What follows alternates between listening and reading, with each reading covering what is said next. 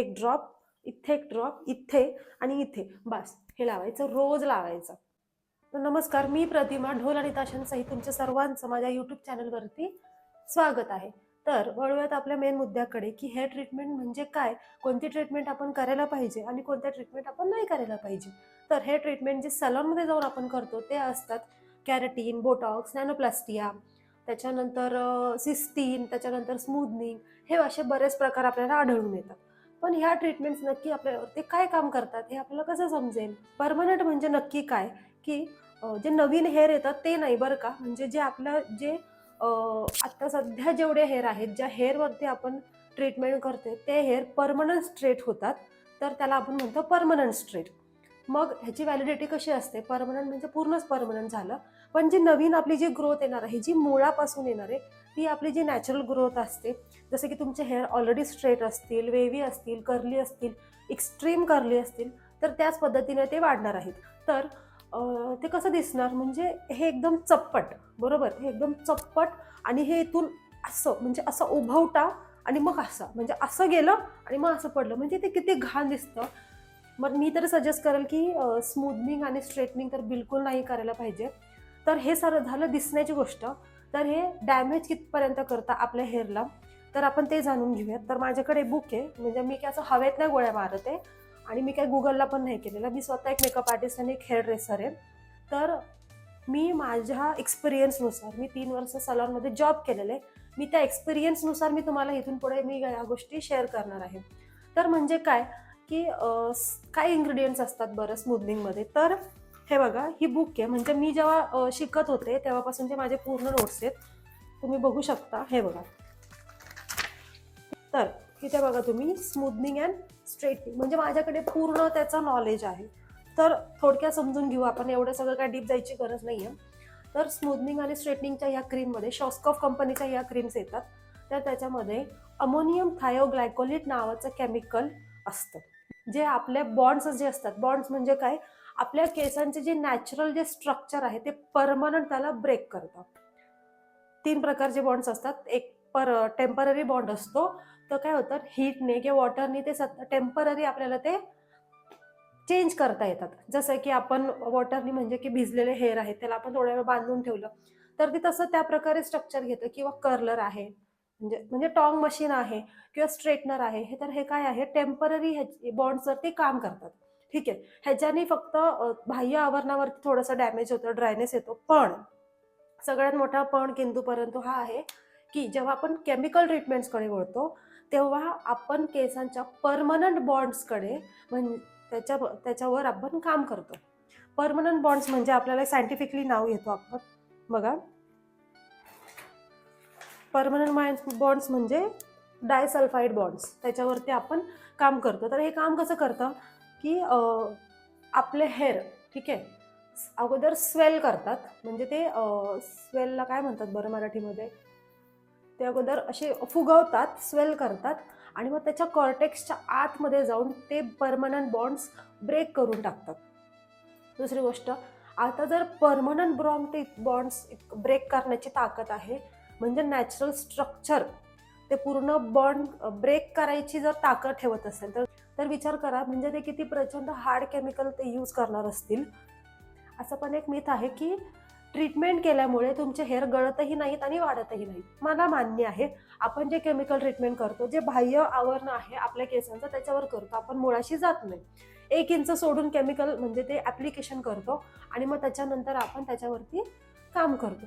पण 1 इंच जरी सोडला, म्हणजे एवढं, बरोबर, एवढा आपण भाग सोडतो रूटपासून आणि मग त्याच्यावरती प्रोडक्ट ऍप्लिकेशन करतात.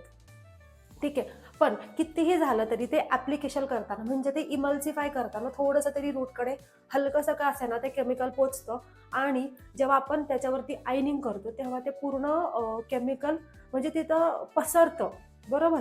मग ते काय होतं की केसांच्या ते पूर्ण रूटमध्ये जाऊन म्हणजे तिथपर्यंत ते मुळाला कमजोर करतं, कमकुवत करतं. त्याच्यामुळे हेअरफॉल हा होतो, म्हणजे होतोच. तुम्ही कितीही बोललात की नाही हेअरफॉल होत, ट्रीटमेंट केल्यामुळे, ही तर हेअर ट्रीटमेंट आहे, ह्याच्याने हेअरफॉल कसा होईल, नाही, हा खूप चुकीचा गैरसमज आहे की हेअरफॉल नाही होत.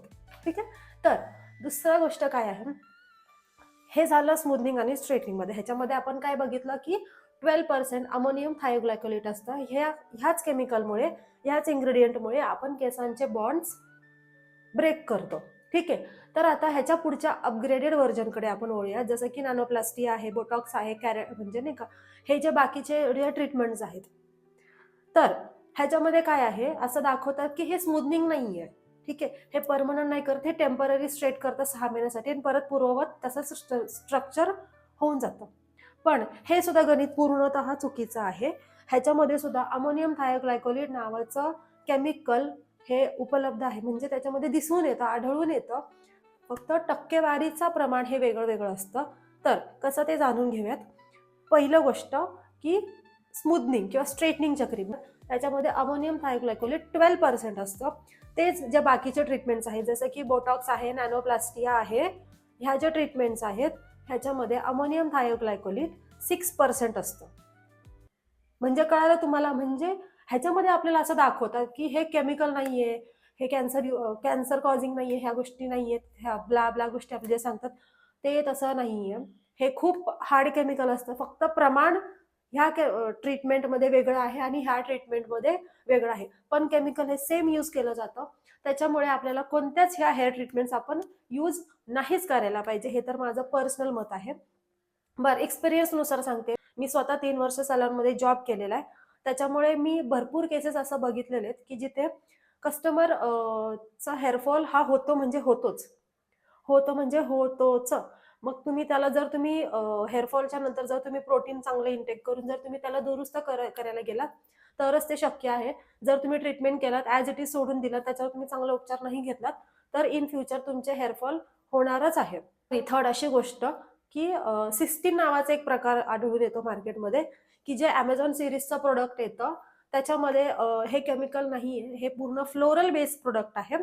तर त्याच्यामध्ये अमोनियम थायोग्लायकोलेट नसतं. सेकंड, हे केसांना स्ट्रेट नाही करत, फक्त टेम्पररी स्ट्रेट करतं असं म्हणतात, पण स्ट्रेट पण नाही होत जास्त प्रमाणामध्ये.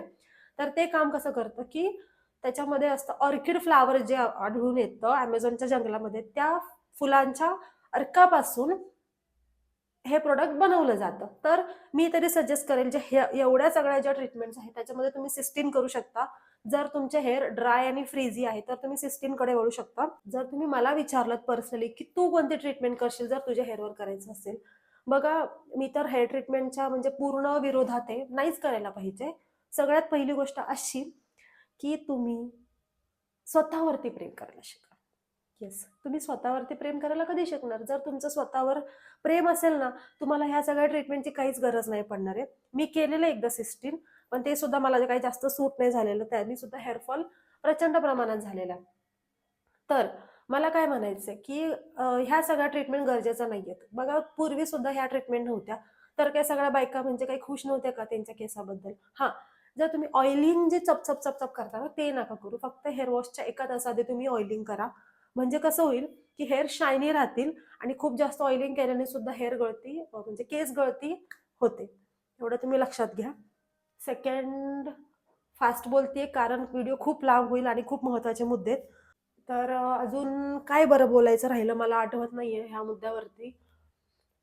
बघा, 3 वर्षामध्ये ना मी खूप ट्रीटमेंट केलेले आहेत आणि असं झालं की कस्टमर सॅटिस्फाईड नव्हते. म्हणजे सॅटिस्फाईड व्हायचे बरं का टेम्पररी, पण जेव्हा ते परत आम्हाला भेटायला यायचे, परत ट्रीटमेंट करायचं असेल, म्हणजे एखादा स्पा करायचं असेल, काही म्हणजे जेव्हा ते परत येतं सॅलॉनला व्हिजिट करायला, तेव्हा ते सांगतं की नाही का की नाही, मी हेअर ट्रीटमेंट केलेली होती आधी. मला ते टेम्पररी खूप छान वाटलं होतं आणि मग नंतर हेअरफॉल व्हायला लागला आणि हे ते ब्ला ब्ला गोष्टी ते सांगत असतात. सेकंड, जेव्हा मी कन्सल्ट करायचे, जेव्हा मी सजेस्ट करायचे की तुम्ही हेअर ट्रीटमेंट करा, तेव्हा कस्टमर अगोदर केलेलं असायचं कधी-कधी. ते म्हणतात की नाही, मी 3 वर्ष आधी केलेलं होतं, 2 वर्ष आधी केलेलं होतं.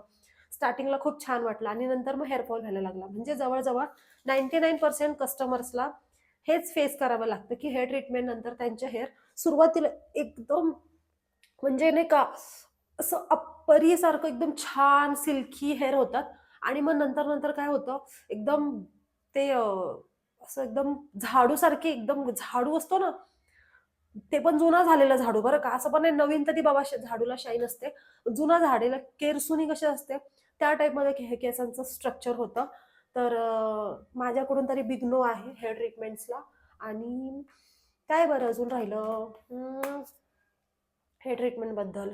तर अजून मला आठवलं तर मी पुन्हा व्हिडिओ बनवेल ह्याच्यावरती. तर केसांची काळजी मग कशी घ्यायची जर तुमचे हेअर म्हणजे जर एवढे कर्ली आहेत की तुम्हाला ट्रीटमेंट करायची वेळ येते, किंवा तुम्हाला असा विचार येतोय की आपण ट्रीटमेंट करायला पाहिजे हेअरवरती, कारण माझे हेअर खूप ड्राय फ्रीज आहेत. सगळ्यात अगोदर सगळीकडे बोलतात ऑइलिंग करू नका, डॉक्टर पण बोलतात इवन ऑइलिंग करू नका. आयुर्वेदामध्ये स्पष्ट सांगितलेले फक्त काय करायचं, जस्ट एक 4 थेंब आहे ना तळ हातावरती पॅराशूट ऑइल घ्यायचं किंवा कोणतंही शुद्ध कोकोनट तेल घ्यायचं, आणि जस्ट ते इथे एक ड्रॉप, इथे एक ड्रॉप, इथे आणि इथे, बस हे लावायचं, रोज लावायचं. स्कॅल्पला कुठे लावायची गरज नाही. आणि प्रत्येक तिसऱ्या दिवशी हेअर वॉश करायचा. हेअर वॉश करायचा कमीत कमी 1 तास आधी हेअर ऑइलिंग करायचं छान, एकदम असं ओसंडून जाईल इतकं पण पाचा तेल नाही लावायचं बरं का. असं छान तेल लावायचं, मस्त मसाज करायचा, रिलॅक्स व्हायचं 1 तास मस्त, आणि मग हेअर वॉश करायचा. म्हणजे तुमचे हेअर खूप मस्त सिल्की स्मूथ शायनी. सेकंड म्हणजे पुढची अशी गोष्ट की हेअर वॉश करताना म्हणजे तुम्ही जितकं ऑइलिंग करणार ना तितकं जास्त तुम्हाला शॅम्पू यूज करावा लागणार, हे तुम्ही नेहमी लक्षात घ्या. त्याच्यामुळे लिमिटेड गोष्टी करताल तरच त्याचा रिझल्ट चांगला येतो. अति घाई संकटात नाही, किंवा अति तेथे माती असं जे म्हणतो ना आपण, की तुम्ही कोणत्याही गोष्टीचे जेव्हा अतिरेक करता, ओव्हर स्किन केअर करता किंवा ओव्हर हेअर केअर करता, तेव्हा तुमची तिथे मातीच होणार आहे. एवढं लक्षात ठेवा. जे आपण लहानपणापासून आपल्या आजीनी आपल्या आईनी आपल्याला जे सांगत आलेले, छान ऑइलिंग करा, छान केस बांधा, दिवसभर जर तुम्ही मोकळे सोडलं तर ऑफकोर्स म्हणजे इकडचं तिकडचं पोल्युशन केसांना लागतं, आपल्या हेअर चिकट होतात, आणि मग जितकं घाण होतं तितकं आपण ते शॅम्पू यूज करतो. बरं सॅलॉनमध्ये सुद्धा बरेच काही काही फेक शॅम्पू यूज होतात. त्याच्यामुळे मी पुढच्या व्हिडिओमध्ये त्याच्याबद्दल मी बोलेलच, की सॅलॉन स्कॅम काय बरेच काय काय आहेत तसे. तर पण सॅलॉनमध्ये माझी फेवरेट गोष्ट तुम्हाला सांगते की स्पा. बापरे, मला प्रचंड आवडतो हेअर स्पा. म्हणजे काय असतं की नरिशिंग क्रीम असते आपल्या हेअर शाफ्टला. हेअर शाफ्ट म्हणजे सॉरी मी थोडी प्रोफेशनल लँग्वेजमध्ये बोलते. हेअर शाफ्ट म्हणजे हे आपल्या केसांचं बाह्य आवरण, रूट सोडून जे बाहेरचं आवरण आहे त्याच्यावरती हेअर स्पाची क्रीम लावली जाते. छान प्रत्येक हेअर शाफ्टला म्हणजे प्रत्येक हेअरला ते इमल्सिफाय केलं जातं. त्याच्यानंतर मस्त मसाज असतो, एकदम रिलॅक्स, एकदम रिलॅक्सिंग असतं, इतकं छान वाटतं तुम्हाला सांगते मी, की खरंच तुम्ही हेअर ट्रीटमेंटमध्ये एवढे पैसे घालवण्यापेक्षा ना तुम्ही मंथली स्पा करा, मी सजेस्ट करेन. त्याच्यामध्ये हेअरची शाईन टेम्पररी राहते, ते काय 1 महिना राहत नाही. एक 3-4 वॉशपर्यंत हेअर स्पाची शाईन राहते. पण जे तुम्ही मसाज आपण करतो ना हेअर स्पामध्ये, जे आपण करून घेतो ना, त्याच्यामध्ये रक्ताभिसरण होतं, म्हणजे ब्लड सर्क्युलेशन वाढतं. त्याच्यामुळे हेअर ग्रोथ व्हायला मदत होते, म्हणजे रूट एनर्जाइज होतात, रूट बूस्टर मिळतं आपल्याला, आणि एकदम रिलॅक्स होतं माणूस. आणि जेव्हा स्ट्रेस जेव्हा आपण कमी होतं, तेव्हा हॉर्मोनल सुद्धा आपल्याला बॅलन्स व्हायला मदत होते. तर हेअर ट्रीटमेंटपेक्षा तुम्ही मंथली स्पा करा, ते मी तुम्हाला जास्त प्रिफर करेल. आणि मसाज घेतल्यानंतर सुद्धा जो ग्लो येतो ना फेसवर, तो मला शब्दातही मांडता येणार नाहीये. त्याच्यामुळे आणि हा माझे जुने काही व्हिडिओज आणि शॉर्ट्स आहेत बरं का हिंदीमध्ये, त्याच्यासाठी मी तुमची सगळ्यांची माफी मागते, कारण मी हिंदीमध्ये कम्फर्टेबल नव्हते कधीच व्हिडिओ बनवायला. माझ्याकडे शब्दसाठा खूप कमी आहे हिंदीचा. मराठीमध्येच मी इथून पुढे तुम्हाला इन्फॉर्मेशन देत जाईल. हा, माझी मराठी पण इतकी फ्लुएंट नाही, एखादा शब्द माझा चुकू शकतो का ते पण सांगते. माझी मदर लँग्वेज कन्नड आहे, त्याच्यामुळे एखादा शब्द मला तुम्ही समजून घ्या, की मध्ये मी एखादा शब्द हिंदी टाकू शकते, एखादा शब्द मी कन्नड पण टाकू शकते. त्याच्यामुळे जर चुकलं तर माफ करा. आणि माझ्या चॅनलला फॉलो करायला विसरू नका, म्हणजे सबस्क्राईब करायला विसरू नका. व्हिडिओ आवडला असेल तर लाईक करायला विसरू नका. आणि येस, इथून पुढे सुद्धा तुम्हाला खूप इन्फॉर्मेटिव्ह मी तुम्हाला व्हिडिओ शेअर करणार आहे. त्याच्यामध्ये हेअर केअर टिप्स असणार आहेत, स्किन केअर असणार आहे. भलेही आय नो माझी स्किन सावळी आहे, पण स्किन कोणत्याही रंगाची असू दे, पण त्याच्यावरती एक तेज असायला पाहिजे. तर त्या तेजासाठी आपल्याला काय करता येईल त्याच्याबद्दल मी बोलणार आहे. पुढे भरपूर फॅशन आणि लाईफस्टाईल टिप्स सुद्धा मी तुम्हाला देणार आहे. इथून पुढे सुद्धा तुम्हाला मी खूप छान छान व्हिडिओ तुम्हाला मी शेअर करणार आहे. त्याच्यामुळे माझ्या चॅनलला सबस्क्राईब करायला विसरू नका, लाईक करायला विसरू नका, आणि बघत राहा ती प्रतिमा बोरे